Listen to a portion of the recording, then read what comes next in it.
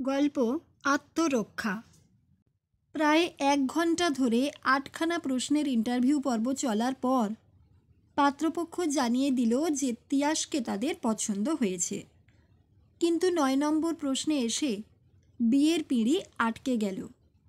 ওরা জানতে চাইল মেয়ে পড়াশোনার পাশাপাশি আর কি করে, পাত্রের হবি কি। পাত্রের উত্তর, আমি ক্যারাটেতে black belt, in future karate নিয়ে আরও অনেক দূর এগোতে চাই। মা, ছ্যা ছ্যা ছ্যা ছ্যা ছ্যা ছ্যা ছ্যা, পাত্রী বলে কি? বাড়ির বউ, সে হবে ক্যারাটে চ্যাম্পিয়ন? না না না না, তা কি করে হয়? দেখো মেয়ে, ওই একদিন বাপের ঘরে তুমি যা করেছো, কিন্তু এখন তোমায় ওসব ছাড়তে হবে। সরি আন্টি, সেটা পারবো না, ক্যারাটে আমি ছাড়তে পারবো না। তাহলে আর কি, আমরা চলি। বেকার একে নিয়ে সময় নষ্ট করলুম। ও চিনু, চল বাবা, একে নিয়ে আর এক মুহূর্তও নয়। পাত্রপক্ষ চলে গেল, কিন্তু তিয়াসের মনে কোনো আক্ষেপ নেই তার পরিবারেও। অন্য কারোর জন্য নিজের ভালো লাগাগুলোকে শেষ হয়ে যেতে দেবে না তিয়াস। ওর বাবা মা ওকে ছোট থেকে শিখিয়েছে আগে নিজেকে ভালোভাবে বাঁচতে হয়, তবেই অন্যকে ভালো রাখা যায়।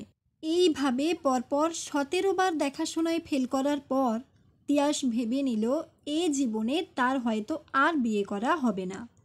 কিন্তু হঠাৎ তিয়াসের মনে ভিড় করে আসা কালো মেঘের আস্তরণ সরিয়ে সোনালি রোদের ছটা নিয়ে এলো ওরই কলেজের এক বন্ধু অয়ন।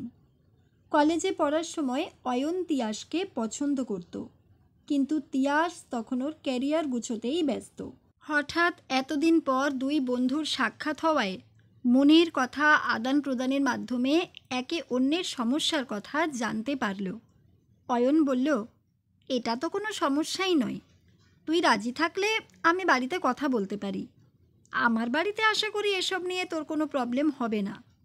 আর মা সারাদিন বাড়িতে একাই থাকে, বিয়েটা হলে মা একটা সঙ্গী পাবে। বিয়ে হয়ে গেল অয়ন তিয়াসের। নতুন সংসার, স্বামী, নতুন নতুন আত্মীয় স্বজন, এসব নিয়ে কেটে গেল 6টা মাস। কিন্তু তারপর আবার সেই পুরনো অশান্তি গ্রাস করল তিয়াসের জীবনকে। অয়নের মা মানে তিয়াসের শাশুড়ি ওর ওপর ক্রমাগত চাপ সৃষ্টি করতে থাকলো ক্যারাটে ছাড়ার জন্য। বাড়ির বউ ক্যারাটে করবে, এতে তাদের সামাজিক মর্যাদা ক্ষুণ্ণ হবে। তিয়াসের অনেক আশা ছিল অয়নকে সে পাশে পাবে, কিন্তু তেমন কিছু হলো না। বিয়ের পর নতুন সংসারে এসে একজন মেয়ের পক্ষে স্বাধীনতা টিকিয়ে রাখাটা বোধহয় আমাদের সমাজে একেবারেই নীতিবিরুদ্ধ। বিয়ের পর ছেলেরা স্বামীতেই পরিণত হয়, বন্ধু হয়ে উঠতে পারে না।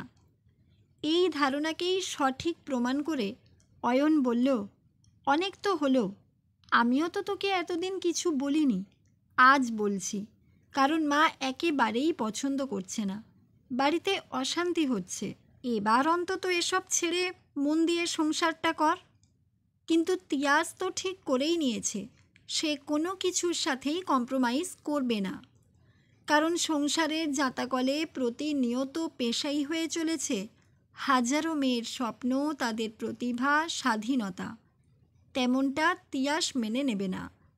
তিয়াসের এই স্বাধীনচেতা মানসিকতা অবশেষে পরিণতি পেতে চলেছে ডিভোর্সে। বিয়ের আগে তার সমস্ত স্বাধীনতা অক্ষুণ্ণ রাখার প্রতিশ্রুতি দিয়ে অয়ন একদিন যে হাত ধরতে চেয়েছিল, আজ অবলীলায় তা ছাড়তে রাজি সে। ডিভোর্স হয়ে গেল অয়ন তিয়াসের। এরপর কেটে গেছে অনেকগুলো বছর। অয়নের বাড়ি থেকে দেখাশোনা করে আবার বিয়ে দিয়েছে। এবারে অয়নের মা একেবারে নিজের পছন্দের বৌমা এনেছে, তমসা, খুব নম্র স্বভাবের মেয়ে, সংসার পরিপাটি করে সামলে রাখে। ওদের একটা মেয়েও হয়েছে, রাই ক্লাস 5-এ পড়ে, পড়াশোনায় খুব ভালো। রাই খুব ভালো ছবিও আঁকে। অয়নের পরিবার তমসা ও রাইকে পেয়ে খুব খুশি। এক বৃষ্টি মুখরিত সন্ধে, আকাশের নিকষ কালো মেঘের ছায়া পড়ন্ত বিকেলের বাকি আলোটুকু শুষে নিয়ে নিমেষে এক রাশ অন্ধকার ঢেলে দিয়েছে সূর্যাস্তের কিছু আগেই। রাই তার বেস্ট ফ্রেন্ড সুতপার সাথে বাড়ি ফিরছে টিউশন থেকে। সঙ্গে তার মাও আছে। বড় রাস্তা পেরিয়ে গলিপথ ধরতেই কারা যেন ওদের পিছু নিল। পরদিন খবরের কাগজে হেডলাইন বের হয়, সন্ধ্যায় বাড়ি ফেরার পথে এক গৃহবধূকে গণধর্ষণ করা হয়। সঙ্গে তার মেয়ে এবং মেয়েটির এক বান্ধবীও ছিল। আততায়ীদের সাথে তাদের ধস্তাধস্তিও হয়।